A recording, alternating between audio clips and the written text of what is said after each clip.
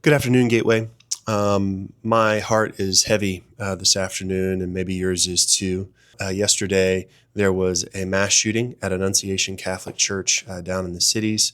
It was during a school mass service, and 18 people were injured, mostly children. And as of right now, there were two fatalities. From what I understand, an 8-year-old and a 10-year-old lost their lives. It is sad to me that this kind of thing happens in general. Even sadder that it happens as frequently as it does in our world. And my heart is broken for this church. My heart is broken for these people, for these families, for these parents, for the first responders. One of the things that I think happens a lot is we start to ask the question, why? Why did this happen? Why did this person, this 23-year-old individual, sounds like, why did they do this? And the thing about why questions is why questions rarely get answered. And if they do get answered, they don't get answered very sufficiently. Because really, the bottom line answer to that question, as churchy and insufficient as it is the world is really broken. And the justice side of my heart doesn't love that answer. I want more, and maybe you do too.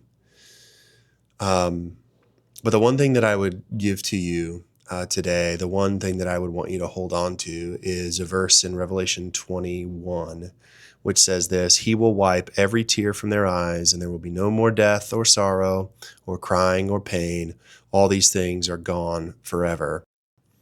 As Christians, we live with hope that one day every account will be balanced by God, and that justice will reign, and that God will reign forever, and that every bit of pain and sorrow that we feel will be wrapped up and taken away by the goodness of God, and we will live with Him again in a perfect state, right? Without any sorrow or any pain or any weeping, and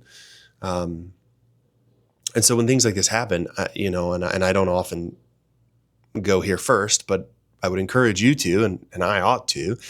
It's important to remember that our hope is in something better and something greater, something beyond the pain and suffering of this life. And that doesn't mean that this suffering is unimportant. It's so important. And again, please be in prayer for these families and for this church because they need it, most definitely. But also, praise be to God that the victory is already won in Christ, and that death will be defeated one day, and brokenness and sin and evil, all of it. And so I love you. I'm praying for you. Please pray for these families, and we'll see you soon.